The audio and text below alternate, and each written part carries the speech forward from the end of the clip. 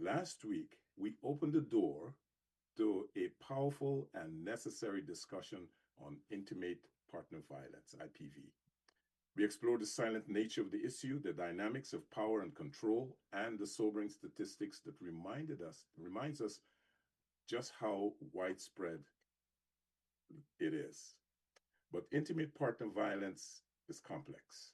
It goes deeper than what we see, and far too often it remains misunderstood and overlooked. Intimate partner violence remains a pervasive global issue. The statistics are astonishing. 30% of women worldwide have experienced physical or sexual IPV in their lifetime. So today, we take the conversation a little further.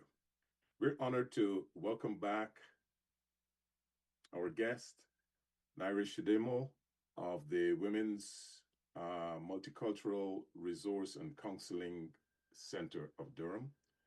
She's joining us once again to help unpack the deeper layers of this issue, bringing clarity, insight, and a voice to those who may still be suffering in silence. So Yes. stay with us, because this is a conversation that deserves listening to. It deserves speaking about. Repeat performance. And yeah, so we're back at it again. Go ahead. Good to have you back. And it was a consensus because the folks who listened, we had so many emails last week, and a lot of people tuned in. And you know, you you are so eloquent in this field. And I have to say that what WMRCC is doing, again, I just want to mention Esther, because she's a powerhouse, having been in this space for over 33 years at WMRCC. And this is just because some people didn't hear about that last week, right?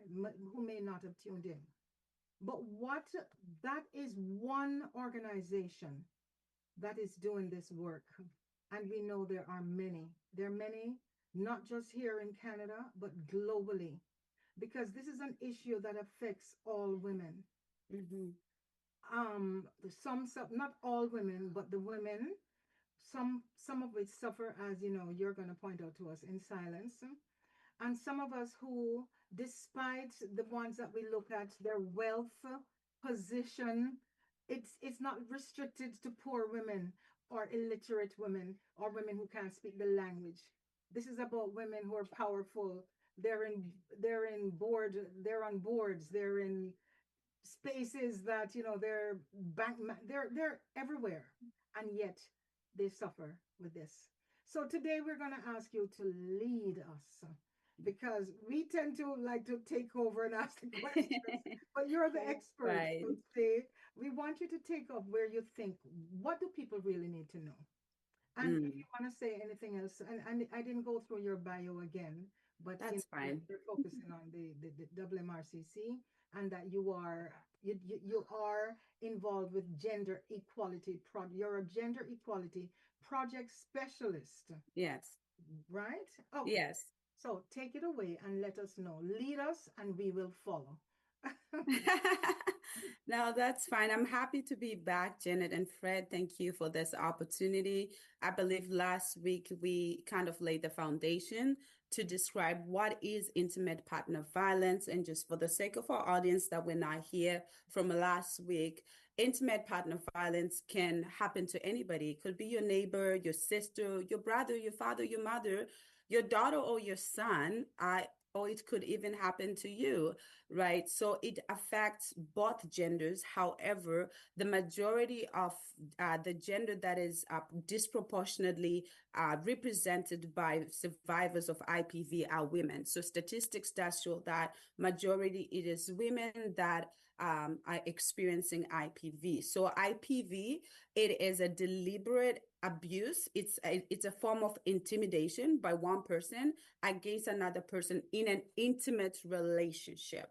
So this can happen to people that have been married or that are currently married or formerly married, that are in common law, could be dating, irrespective of their sexual orientation. some of the things that usually happens, or the signs, is that you normally see when you're in a relationship, or someone in a relationship, when your partner is consistently telling you that you never get anything right, you never do anything right. They show extreme jealousy of your friends, or the time you spend away with them. They prevent you or discourage you from spending time with other people outside of them. They insult you. They say demeaning things, shaming you in public. They prevent you from making your own decisions, especially about where to work, how to manage your money. They want to take control of that money. They want to take control of anything that could give you some sense of liberty. And they tend to normalize control. In some circumstances, at least in some cultures, it becomes normalized through cultural traditions, and this is what continues to sustain these cycles of violence, because we're normalizing harmful behaviors and making them look like, hey, it's tradition.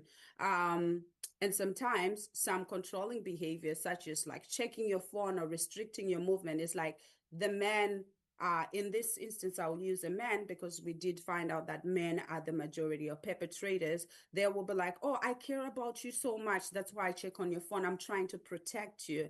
Our family members, they will, when you report that, hey, I am being sexually abused, or I'm experiencing intimate partner violence, they tell you, oh, girl, this happens in every marriage. Just be strong. I've been married for 50 years. I've been going through it. It's nothing. That's what men do, right? So we are normalizing this repeated cycles of violence.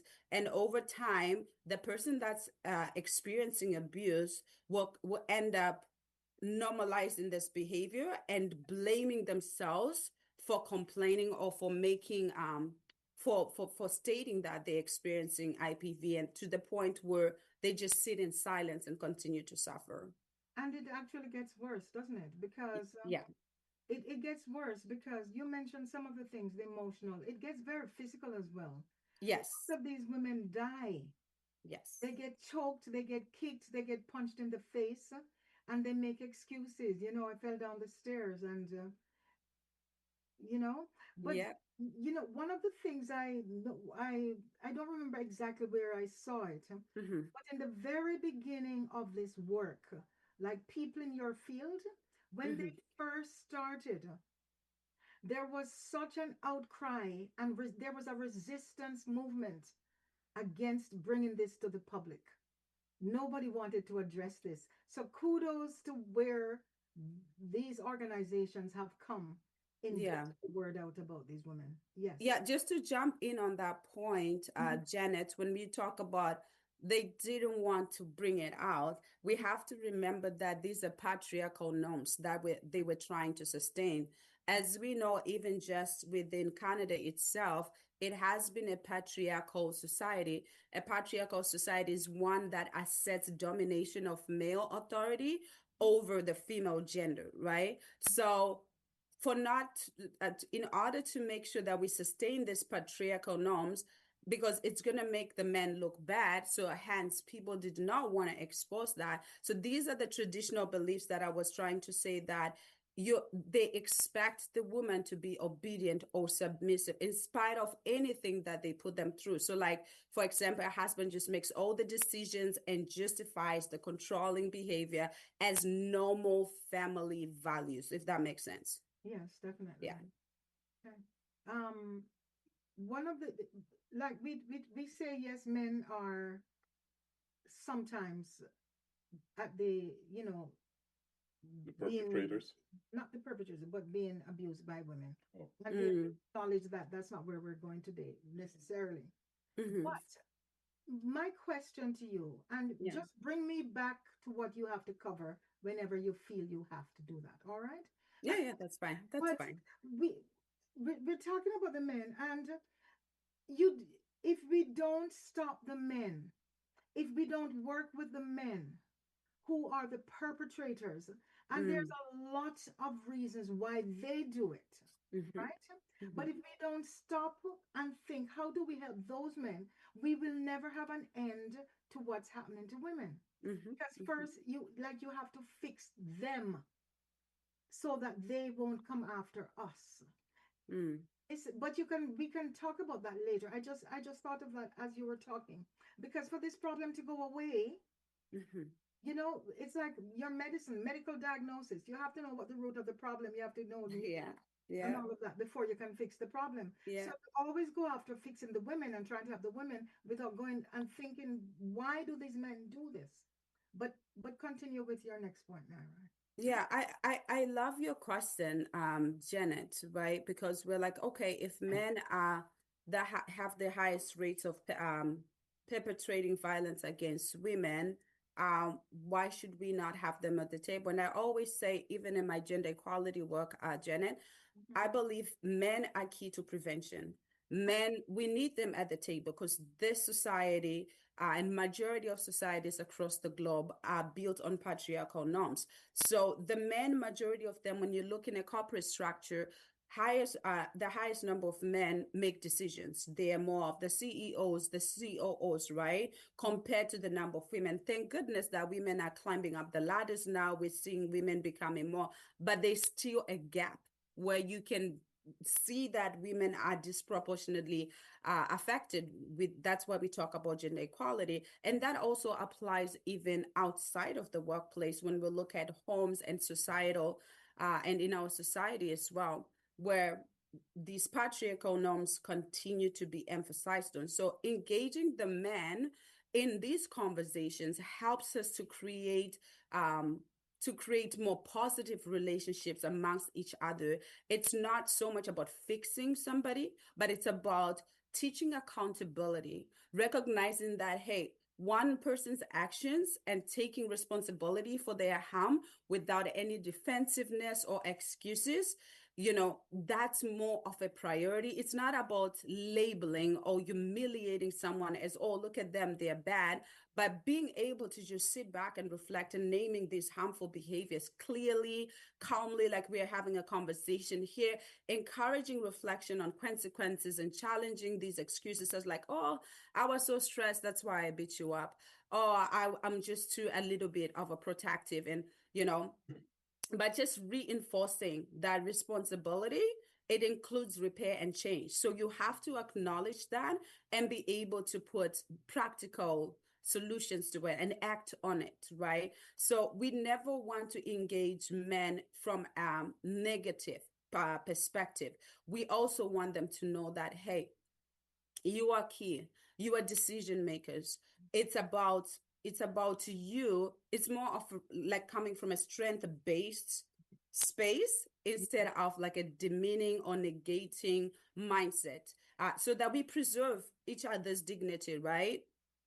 So when we're inviting men to the table to consider their actions and reflect on their character and values, we are also upholding the dignity of the survivor, and rejecting violence and challenging that modeling that has been perpetrated for years and years. And these men come out to be like, hey, I didn't realize my behavior was wrong. I didn't know that my defensiveness, I was being defensive. I want to bring to the audience one of the research that I found just recently. I graduated from a program where we were doing more work on gender-based violence within the South Asian community. But this research is across the board that was done by White Ribbon Campaign. And they did this research in 2012. What stood out to me, Janet and Fred, is that when they interviewed men 18 years and above, they interviewed 1,064 men that filled out this survey.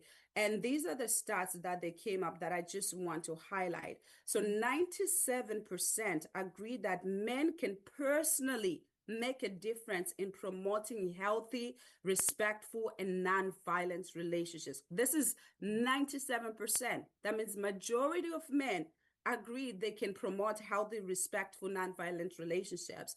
94% believe that violence against women and girls is a concern to them. 96% agreed that domestic violence can happen in any family, regardless of cultural background or economic situation. and 79% disagreed that domestic violence is a private matter to be handled in the family. So why am I bringing this stats to you? I'm trying to expose that there are good men, majority of men out there, they are willing to do the right thing. So we cannot push them aside and say, hey, because you're the highest number of perpetrators, but we can sit, educate, and raise awareness and teach about positive attitudes and behaviors so that we can reduce violence against women.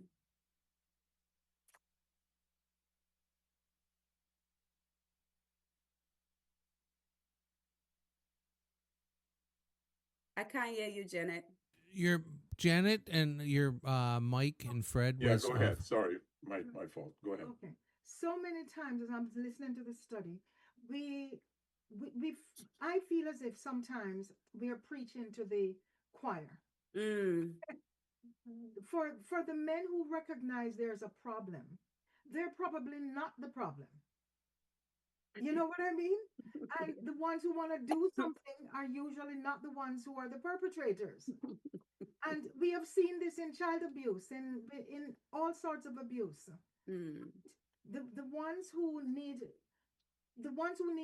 the help are the ones we don't reach. They're not the ones that's going to say, yes, there's a problem, because they're coming from this with a different mindset. Mm. And some of them don't even recognize that what they're doing is wrong, and they don't even understand why they're doing this. Mm. Right? So again, you're a policymaker. That's what you're involved with. Mm-hmm. How is policy going to help these women when they're in the situation and it's even a problem to go directly to the police because of consequences?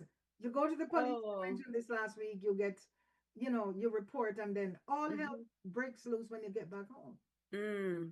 Yes, But in terms of policy, what do you do as a policymaker? Explain that. How does that work? What do you do? Yeah, that's a great question, and it's very loaded, but I'll do my best to answer it because there's a lot we could talk about here, but we don't have much time.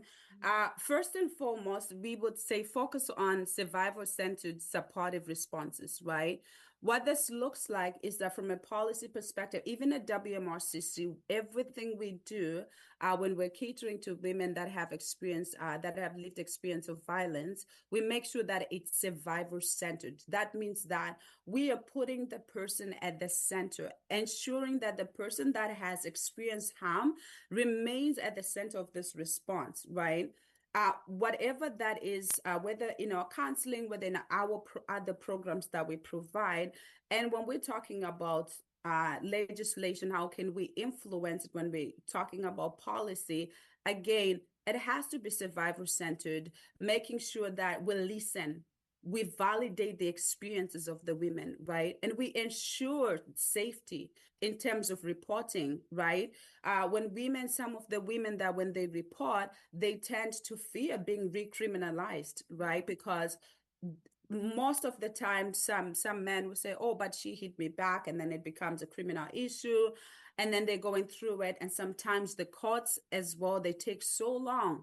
So it's almost like the person is being re-victimized every time they have to tell their story, because the justice system, so from going to Right. yeah, We know what happens then, right? When they tell the story over and over, and then yeah, right. So you're being re-traumatized. At the end of the day, it feels like a lot of them, they don't feel like the experiences are validated. So we need to create systems and structures within our policy, in our policies, to validate and acknowledge the survivors' experiences and their feelings, so that they don't feel fearful, right? Or fear to be judged when they come to report.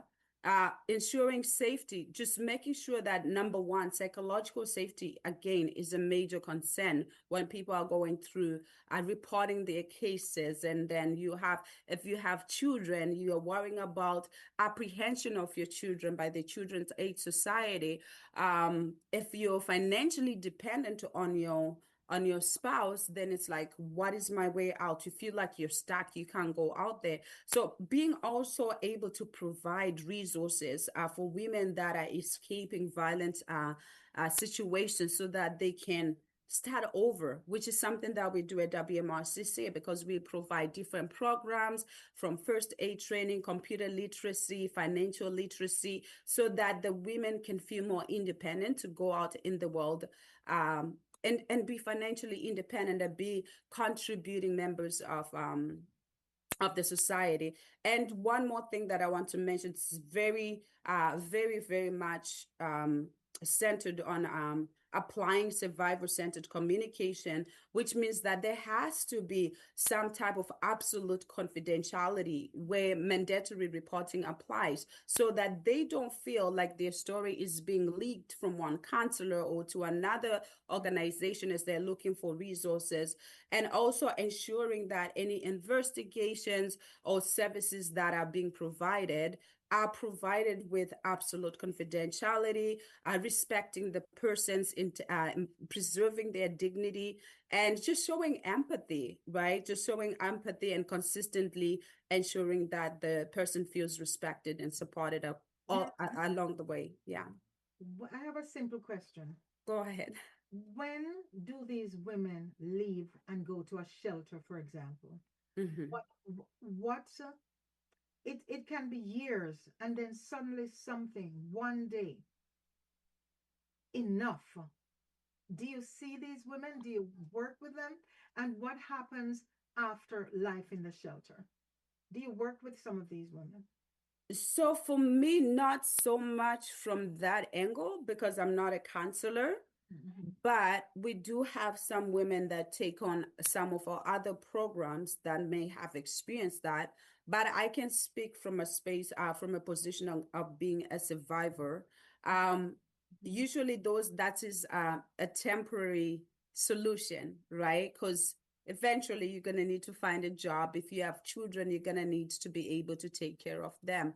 So the whole idea of trying to transition from a shelter or from a temporary place of accommodation going back into the world, because majority of the time survivors, they lose their friends because they shared the same friends, their mutual friends, right? Yes. And then usually when that happens, there are people that are taking the side of the man or taking the side of the woman. So relationships are kind of torn. So they find it very, survivors find it very difficult to reintegrate in the society. So this is why we need organizations like WMRCC, where we say, hey, we have trauma-informed care counseling, where we have qualified counselors that do a safety plan if they're planning to leave, or help them integrate, connect them to resources and housing so that they feel like they have that support.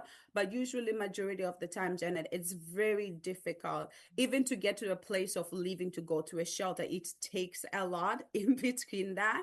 So reintegration is always a challenge, because it's like, I don't really have the people that I used to have. Some people, they leave cities, they relocate, they go stay in new cities, and it's really challenging to start to qualify yourself. For example, myself, I came to a whole different country. I had to work as a nanny. I had to start over, and it takes a lot. I have experienced hidden homelessness with my child. I have gone through so much trauma, and it's almost like you're being re-traumatized because of the barriers to access to education, access to employment, access to finances, because you were solely dependent on one person to take care of you based on a customary setup, if that makes All sense. right. You're such a beautiful, well-spoken, confident woman. And Thank you, this Jenny. is what happens when, I'm talking to you. You could be my daughter. And Oh, thank I'm you. thinking, who on earth would mess with this woman? And like, how the heck does that happen? It happens. But I mean, as we said, we know that you've explained it happens to Yeah. the rest of us, Yep. right? And it's nobody's fault. It's not. We always have to say it's not the person's fault. Yeah. But is that why you got into this field? Is this one of the reasons you're here? Like you're in the field? Well, fun fact, Janet, my goal was law school. So my goal was to change the systems, right? Mostly from a racial perspective to gender perspective and the injustices perpetrated against women. So that was my goal. Never thought about like my story. One day I would end up in a work like this. But it found me through my church. I started just like working with women, talking to women. And before you know it, I started, coming across people with similar experiences until someone introduced me to WMRCC. And I was like, wait, I just walk up, I'm like, oh my goodness, my story. Look how this job found me. And that passion grew. And having a leader such as Esther, who has mentored me and has shown me the ropes and exposed me to a lot of ideas around this, has just made me even more confident now, never to be ashamed to say, hey, I'm a survivor. Because when you say it, before you, like, I couldn't say it without crying, because it's like the moment you say it, you're thinking of all the years, like, was I stupid? Why didn't I ask for help? Why did I try to commit suicide? Like you said, it's almost like you're blaming yourself. So it took a lot of time for me to like be intentional about my healing, that when I got into this job, I don't take it personally, but I see like I'm serving and I'm helping other people who are in a place that I once was. And if they can see me thriving today, they can do it too. Yeah. But Are another there thing, sorry, go ahead, Frederick. are there a lot of centers in the Durham region? And Ontario, where? well, she's in Durham, right? Are there a lot of centers in Durham? And if so, how secured or private are they? And to add to that, you're talking about like a shelter, right? Yeah, But yeah. to add to that, if somebody just out of the blue wanted help, somebody listening knows somebody who wants help, they can't be at WMRC, they can't utilize your services. What do they put in online to find help? And then, as well as Frederick's question. So do you mean like in Ontario, in Durham, like? Yeah. Well, yeah, I mentioned Durham because that's where WMRCC is. So Okay, yeah, so there are helplines that offer crisis counseling. They offer safety planning. You can call the Assaulted Women's Line helpline. That one, we even have it on our voicemail. So you can call. Their toll free is 1-866-863-0511. 1-866-863-0511. So that's Ontario. That's Ontario wide, right? yeah, yes, and it's for all assaulted. It's an assaulted women's helpline. It's 24/7. They give crisis counseling and referral to services such as shelters, legal advice, and any help for women and their children as well who are experiencing abuse or at the risk of abuse. And they support in different languages as well. Okay. That's the 911 for abuse. Yes, I think that's pretty much the 911 that we always refer people to when they call us. But there's various emergency shelters people that they can go to. We have Bethesda House, some of our community partners. We have Safe Hub Home. We have CFSD, which houses other organizations within them. They can connect to that. It's in Oshawa. So many. We have victim services as well. Victim services Durham region. There's victim services Toronto that people can reach out to. So all these options and that are available online. Yeah.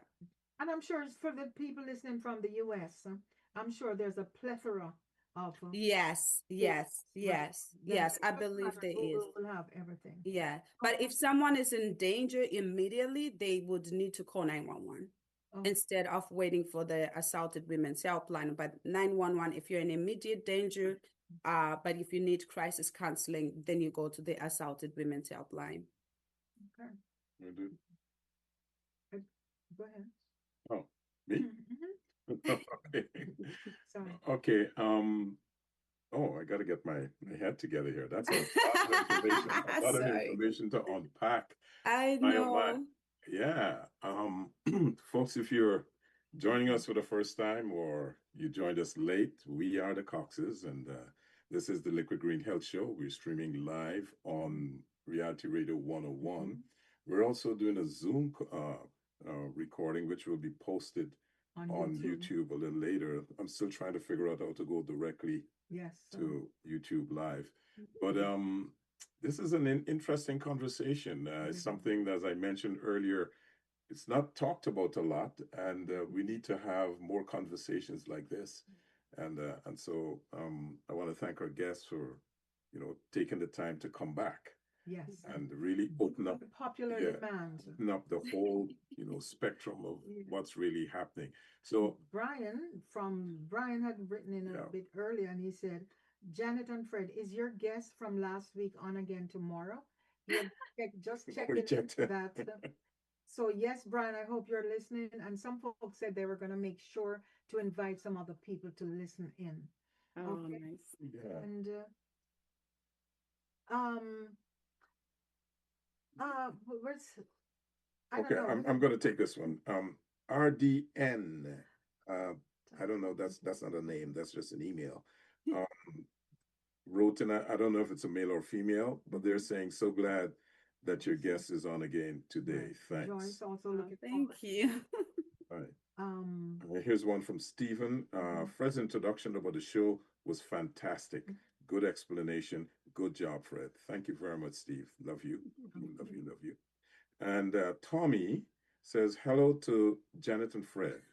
Are you listening? He said that last week. Well, okay. Well, you know what? And Donna says, I have never been in a relationship that I thought was abusive.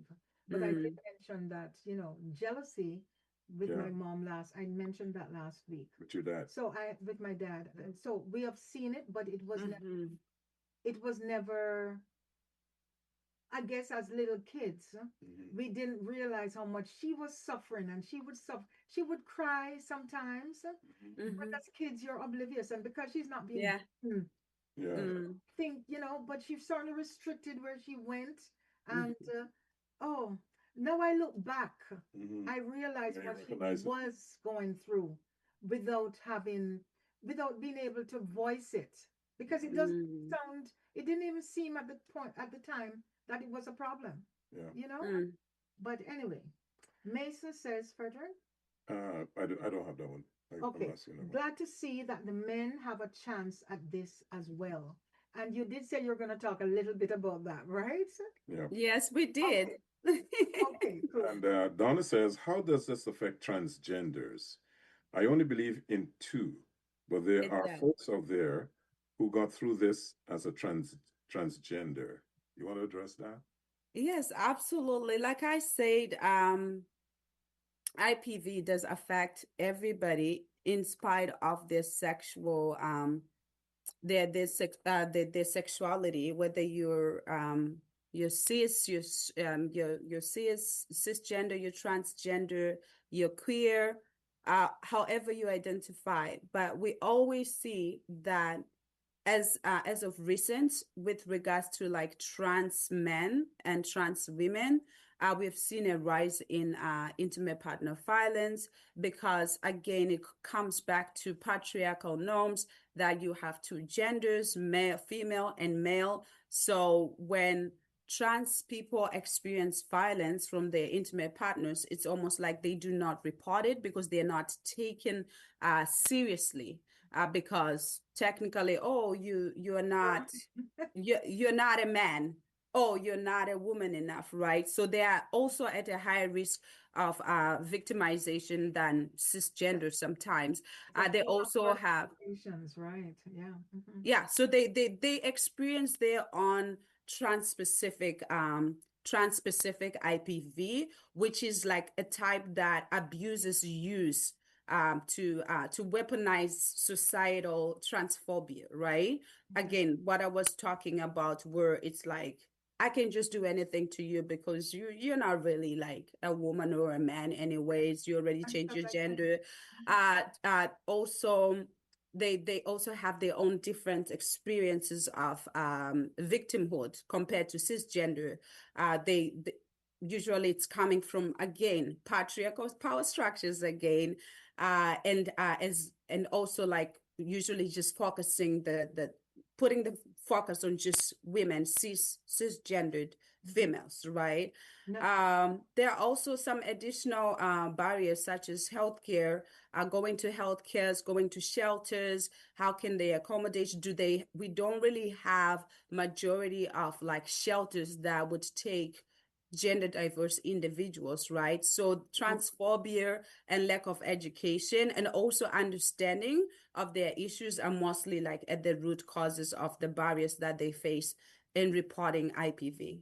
Oh, wow. Okay. And Monique is asking if couples therapy good for IPV, going to therapy as a couple.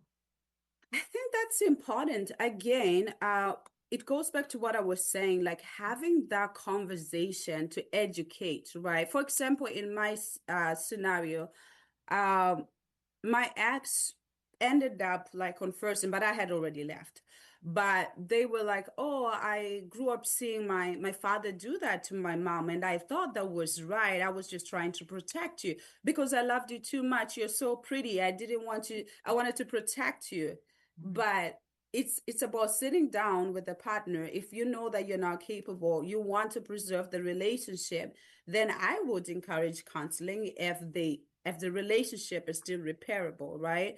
I would encourage, as a faith-based person, I would encourage that if there's an opportunity to restore the relationship, counseling would work. It would help because some people, they lack the education. Sometimes people will do it once, but that doesn't mean that's their nature, right? But they just lack education. So we have to transform and encourage positive behaviors that, hey, leadership is about shared control, not you above the other, if that makes sense. Because majority of the times when we uphold these patriarchal norms where we say men are always in control, then they feel like the woman is like a property. Where I come from, a woman, when a man has to pay what we call a bola. In some countries, they call it dowry. You pay. So it's almost like you're trading your girl child to a man. So when a man gets your daughter, it's like their property. They can do whatever they want with it. So Paid X amount for that. yeah, so I leave it up to the person going through it because we all go through it from different angles, different experiences, right? My experience may not be the same as the next person. So if you feel that going for counseling and you want to maintain your marriage or retain the relationship would work, absolutely, because there are counselors that are trained that could help educate the men. But and we briefly had a conversation off air earlier. In a relationship like that, after you've experienced such hurt, such trauma, is it really worth it trying to, stay in the relationship, like going for counseling and okay, we're going to try and make this marriage work? Is it worth it? Fred, again, that's a good question. No, I mean, after you've gone through all of that, and then you go to counseling and you get spiritual healers. I mean, spiritual counseling, like you're putting yourself back in that situation. There's no guarantee it's going to work. Right, that's right. But again, as Nancy says, love. It's that's not a question she can really answer because she's not not a counselor, right? But No, but I still have to try so that the audience at least could hear the question. I think, yeah, some of that. And Yeah, put it out there for the audience. I wouldn't go into the psychological perspective of that. Again, I don't deal with clients one-on-one like a counselor. But what I would say as a survivor, sometimes it's you have normalized the abuse, right? If you grew up in an environment where abuse is common, you're most likely to just accept it as a normal behavior, right? As a young person, I experienced as an orphan, my parents died when I was very young. I grew up in a home where violence and abuse was perpetrated against me. And I just thought, oh, okay. So by the time I had a partner who did the same thing, I was just like, oh, maybe there's something wrong with me, right? And then I tried to feel sorry for them. I never told my sisters. I never told anyone until the second time I tried to commit suicide and I survived. Then they found me in a hospital and they were like, girl, what happened? And then I was like, oh yeah, he beat me and how long has this been going on? Over 5 years. But you never told us. But because you tell other people in my culture, they're like, girl, that's what men do. Just take it. It's okay. He will stop. And of course, he would say, I'm sorry. And he would stop for a year. And one time you're driving, he slaps you while you're driving. And then it's like, oh, baby, I'm sorry. And then you just like, yeah, maybe I'm rude. Maybe there's something wrong with me. Maybe I am stupid, like he says, right? So to answer your question, Fred, just from my own experience, you get to normalize the abuse. It becomes a part of your lifestyle that even though there were options that I could have left, Yeah.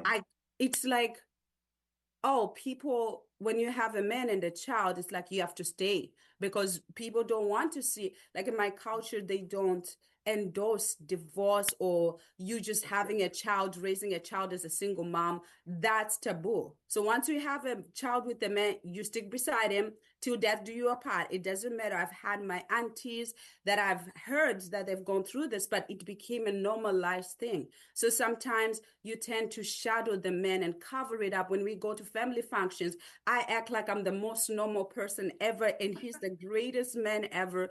But deep down, I'm dying. They don't know I've tried to commit suicide. They don't know I'm contemplating suicide while I'm in the midst of a crowd. So it's normalized abuse, Fred, and it's unfortunate that sometimes victims just feel like I've already gone through worse as an orphan. What is this? This is better than me being with my aunt and uncle. You know what I mean? So Cultural yeah. stigma. That's why I like Hollywood. Yeah. And I like revenge movies. And I like the women that, I just love when the women get their power back. And Yes. just go Yeah. after these guys. Anyway, we have another email. Have an email? Such a touching story. Nyarai. Okay. Thank you for sharing that with us. Yes. Really, I didn't Very realize it went to that extent. Yeah. Because suicide is the end of the line. Yeah. That's the end of the line. And here you are helping hundreds and probably Yes. thousands of others. Here's an Gail? email from Gail, Mhm. and this is funny.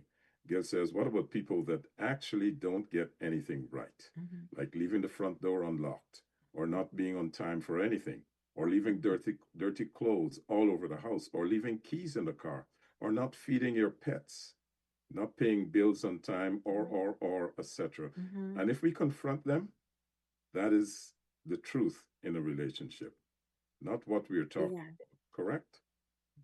And I think you then she can goes hold on to say, someone. these are a lot of folks. There are a lot of folks like that. Yeah, but I mean, those are flaws. Everybody Right. got flaws.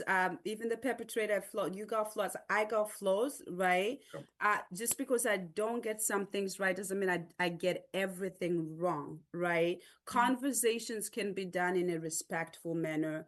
Find solutions. Sit down. Even in a home with my child, I sit down. I'm like, yo, you haven't been getting it together lately. What can we do? Let's work out some strategies, right? Because I grew up in an environment where you slapped a kid to get it. But because I endured most of that and in my as a child and as an adult, I did not want that for my child. So I developed strategies where I can have conversations, and my child has done well.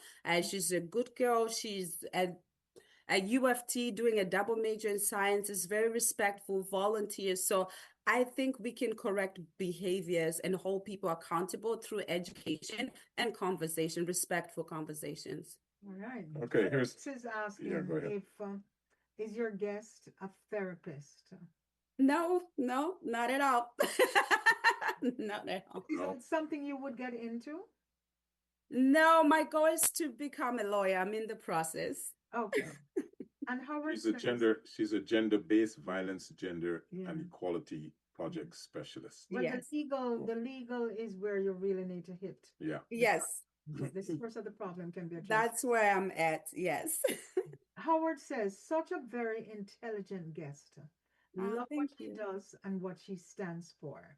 And we're hearing from Howard. He's right here in Toronto.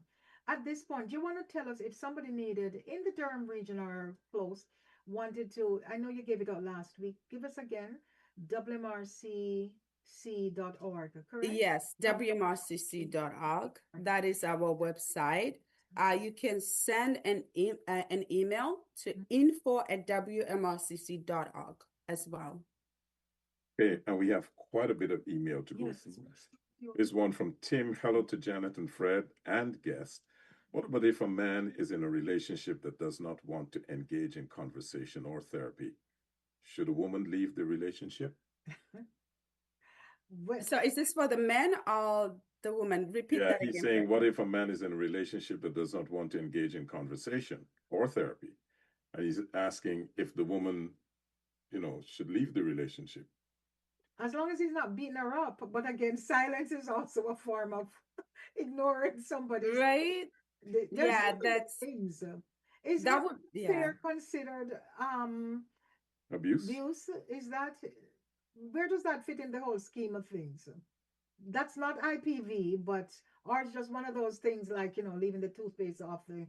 Yeah, that we have to leave at the discretion of the two individuals, right? Because at the end of the day, they know to what extent they are affected by their situation. If there is violence, I think getting help as soon as possible is better than waiting 3-4 times when you have been beaten. Because there were times when I was beaten when I was pregnant, and I'm like, every time I look at my child, I'm like, how come you never died? Because I was shoved into the wall. So if somebody's not willing to engage in a conversations and situations like that, I say run for your life. Look for help. If you go to church, talk to your pastor. If you go to a mosque, go to whoever is in charge. At work, there are resources, there are supports. WMRCC is here. You have 911. You have the Assaulted Women's Helpline. There are different organizations that can help. At least here in the first world, so many things are available. So take advantage of that and educate yourself.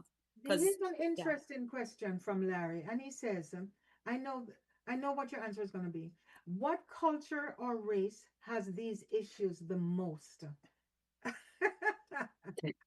I know how you're going to answer that because that's a. It affects all cultures, all races, but predominantly within visible minority communities. You think so? And why is that? Poverty, systemic barriers. No, you want me to get into all of that, friend? But I would think that adds to it. But I don't believe any culture is immune. No. That's what I said. All cultures, but within there's no immunity. No. All right. Let me fix that. Yeah. Not that they're in. Not that no. Poverty has a Poverty will add to it. Yes. But it's still as vicious and and it doesn't matter what level of this people. It doesn't matter what echelon of the society you're in. It's there. It's a human behavior. A human misbehavior, right? Oh my God. Anyway, but when it comes to poverty, you will find that incidence of that would be higher because of the lack of the basic. You don't have the money to leave, so you put up with it. Is that it? So they need to do my crypto course, right? So this is where we go through when we're talking about survivor-centered support. We also think about intersectionality, right? So within at least the context of Canada, we see that Indigenous women and Black and Afro-Caribbean communities are frequently disproportionately affected by severe IPV cases compared to their white counterparts. It's a reality. And when you think of Indigenous and Black African, Afro-Caribbean women, what is it? Racism, societal structures, right? They're not built to empower an Indigenous woman or a Black woman, right? So we have to get an intersectional perspective and say, okay, there are already systemic barriers that a Black immigrant woman that just came from Nigeria with their husband to Canada, and the man pays all the bills, they don't speak the language. Where are they going to report the case? Who are they going to tell? Okay. Right? You know what? It says, I remember mentioning this to you last week. It says the number one killer of women between 15 and 35 is IPV is the number one killer of this age women for women of color. So I guess you are correct. Yeah. That Yeah, because also, Janet, right, we have this idea that what happens in the home, I will speak from a Black perspective, that as Stays in the Black home. people, whether African, I've seen this in different cultures of Black people. It's like what happens in the home stays in the home. We go on a hush hush. Let's not tell our neighbors what's going on. Yeah. So it's like most IPV cases go they go unreported because of these cultural barriers, right? Because it's considered a private matter. You don't share it with the outside. You're going to like embarrass us, it's like right? AIDS when we had the problem pervasive with AIDS, HIV, Yeah. and Yeah. how rampant it was in certain cultures because of Mhm. the same stigma and not talking. Yeah. Stigma. And Pam says, "Hello, Liquid Green, great show. Don't women cause a lot of this as well?" And we have addressed that. Yes, women are also perpetrators. Yes, they are. Alexis is listening in. Again from Baltimore. Do you want to get the next one first? Here's one from Sean. We missed this one. Sean asked the question: How are are kids involved in this? Hmm. That's a big. Yeah, that's a big one. Definitely. Yeah, Absolutely. We're in many cases cases, where yes. yeah, it's really tough, Fred, to be honest, and that's something that's why I did so much work to heal, because the child was involved, and I never wanted my child to think of her father as a monster, because there's two things to it, right? You're like, your child needs their father, but your father wasn't good with you, but you want to maintain. It's complicated. It hurts the children even more, right? Because now as the child gets older, I gotta tell her why mommy left daddy, right? And you gotta like explain that.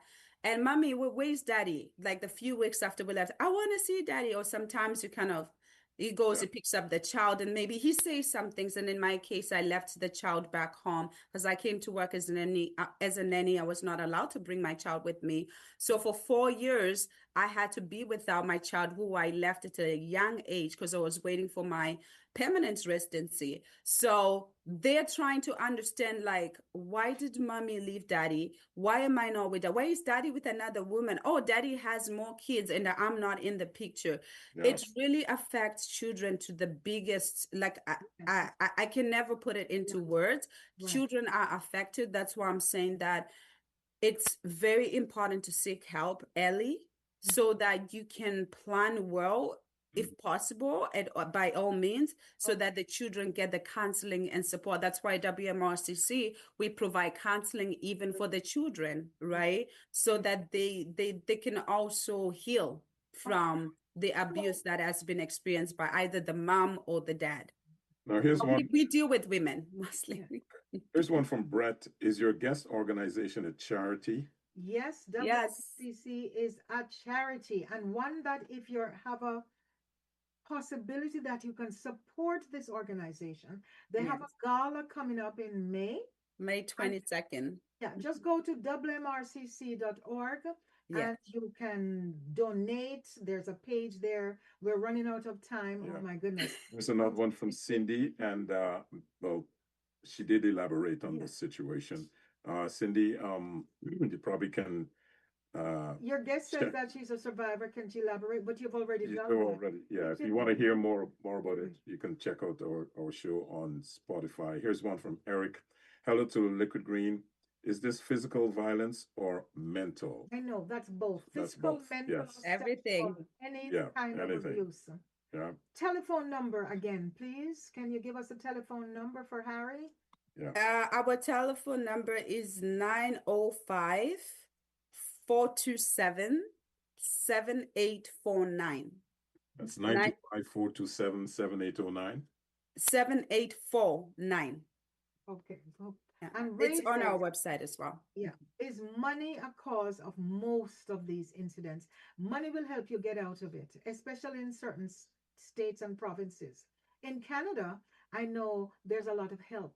In some states, think of a woman earning $7 an hour. Mhm. She's in one of these situations with kids. Yeah, really. Yeah. The So money, that is yeah. absolutely. Would you Yeah. agree, right?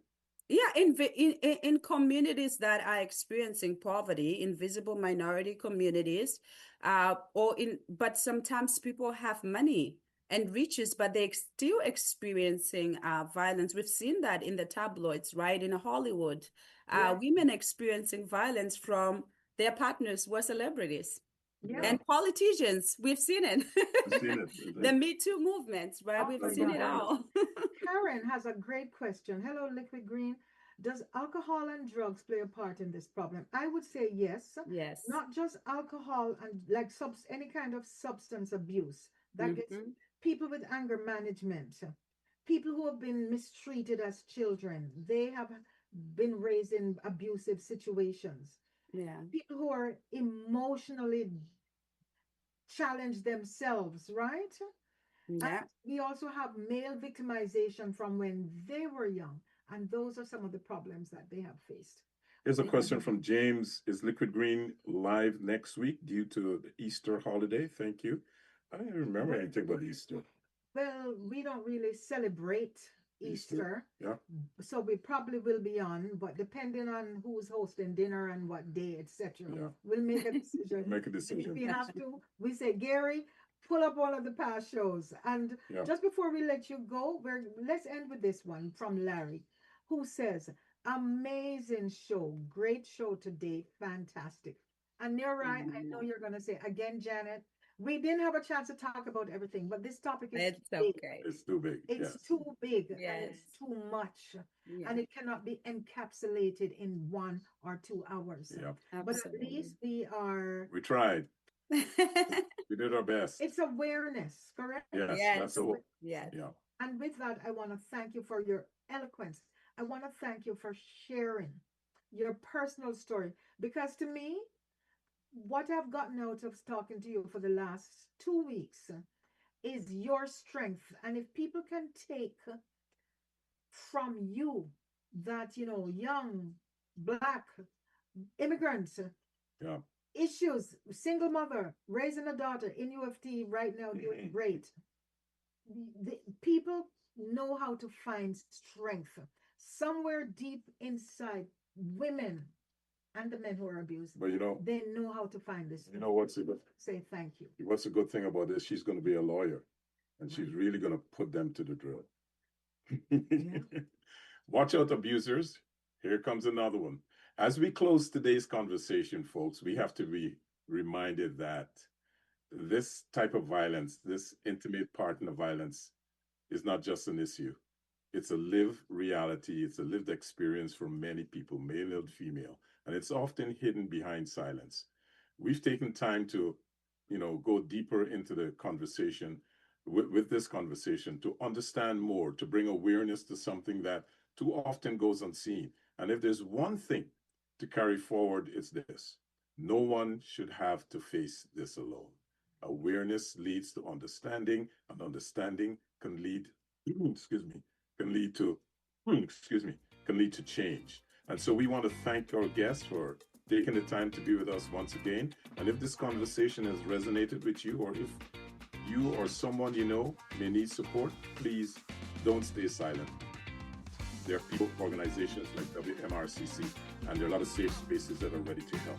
So with that, folks, we want to say thank you for listening to us. We're going to be back again next Sunday, same time, same station.